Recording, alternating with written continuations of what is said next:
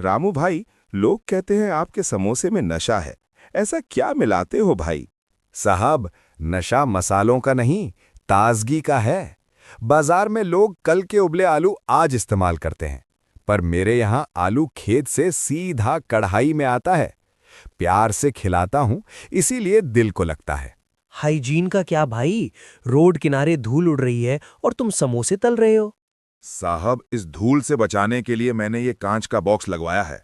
और रही बात सफाई की, तो मेरी कढ़ाई का तेल उतना ही साफ है जितना आपका चेहरा। एक बार चख कर देखिए, अगर आपके 5 स्टार होटल जैसा सुकून ना मिले तो पैसे मत दीजिएगा। बाबूजी, दुनिया डिजिटल हो गई है।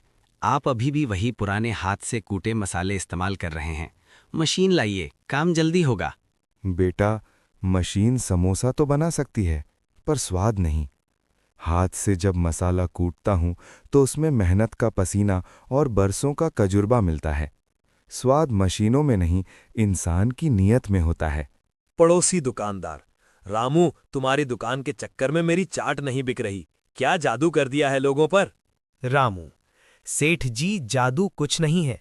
बस फर्क इतना है कि आप ग्राहक की जेब देखते हैं और मैं ग्राहक का पेट। आप पैसे कमाना चाहते हैं और मैं दुआएं।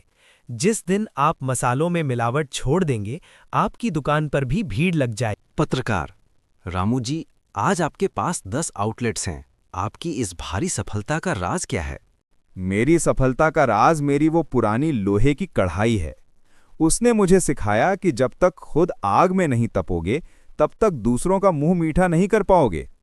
मैंने समोसा नहीं बेचा, मैंने लोगों का भरोसा बेचा है।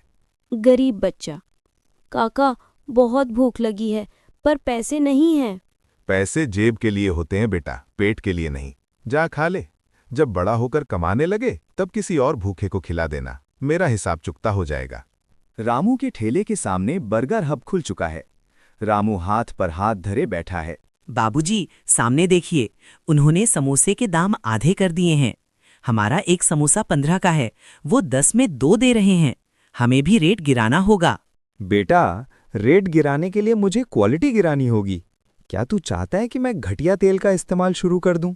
दुनिया खा रही है बाबूजी, किसी को पता नहीं चलता। आज के जमाने में ईमानदारी सिर्फ किताबों में अच्छी लगती है, खाली पेट नहीं। पेट खाली रहे तो इंसान सो जाता है, लेकिन ज़मीर खाली हो जाए तो उम्र भर नींद नहीं आती। मेरा समोसा मेरी पहचान है और मैं अपनी पहचान कौड़ियों के भाव नहीं बेचूंगा। क्यों रामू भाई, आज कढ़ाई ठंडी पड़ी है? देखो, जमाना बदल गया है। अब लोग मक्खी वाले ठेले पर नहीं, एसी में बैठकर खाना पसंद करते हैं। क्यों बेकार में जिद पाल रखी है? मैनेजर साहब, एसी की हवा भूख तो मिटा सकती है, लेकिन तृप्ति नहीं दे सकती। आपका बर्गर पेट भरता होगा, मेरा समोसा यादें बनाता है। और रही बात मक्खियों की, तो वो गुड़ पर आती हैं, प्लास्टिक पर नहीं। जबान बहुत चलती है तुम्हारी। देख लेना, अगले 1 महीने में तुम अपना ये कबाड़ समेट के यहाँ से भाग जाओगे। पुलिस इंस्पेक्टर आता है और कहता कि तुम सड़े हुए आलू इस्तेमाल करते हो। हटाओ ये सब। सुना है तुम सड़े हुए आलू इस्तेमाल कर रहे हो। साहब, वर्दी का रौब जायज़ है, लेकिन इल्ज़ाम नहीं। ये देखिए आलू, अभी खेत की मिट्टी भी नहीं सूखी है इन पर। और ये रहा तेल, अगर इसमें ज़रा भी मिलावट मिले तो मुझे इसी खौलते तेल में हाथ डालने को कह देना। मसाले तो बहुत तेज हैं तुम्हारे। समोसा चखते हुए: साहब, मसाले तेज नहीं है, ताजे हैं। असली हींग की खुशबू जरा नाक को लगती ही है। आप बस ये बताइए, क्या आपको इसमें कोई कमी मिली? कमी तो नहीं है, पर शिकायत ऊपर से आई है। ऊपर वाला सब देख रहा है साहब। आप अपना काम कीजिए, मैं अपना धर्म निभा रहा हूँ। रामू भाई, आज वहां बर्गर खाया, पर पेट भारी हो गया, वो मजा नहीं आया। बाबूजी, चमक देखकर लोग अक्सर रास्ता भटक जाते हैं। ये लीजिए मेरा समोसा, इसमें मसाला कम और ममता ज्यादा है। इसे खाइए, आपकी तबीयत भी खुश होगी और रूह भी। सच कह रहे हो रामू, ब्रांड नाम से नहीं, भरोसे से बनता है। तुम्हारा ये छोटा सा ठेला उस बड़ी दुकान से कहीं ज्यादा बड़ा है। सुनो जी, घर में राशन खत्म होने वाला है, क्या हम सच में टिक पाएंगे? भगवान ने चोंच दी है तो चुना भी देगा।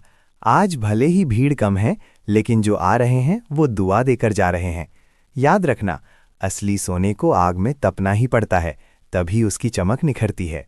रामू अकेला खड़ा है। सामने की चकाचौंध के बीच उसका दिया टिमटिमा रहा है, लेकिन वो बुझने को तैयार नहीं है। उसे यकीन है कि एक दिन उसकी सच्चाई की गूंज पूरे शहर में सुनाई देगी। वक्त की मार और विरोधियों की साजिशों के बावजूद रामू टस से मस नहीं हुआ। एक शाम शहर के सबसे बड़े फूड कॉन्क्लेव के आयोजक और अंतर्राष्ट्रीय शेफ रणवीर की गाड़ी रामू के ठेले के पास खराब हो गई। भूख और थकान से चूर शेफ ने अनमने मन से रामू के समोसे की ओर हाथ बढ़ाया।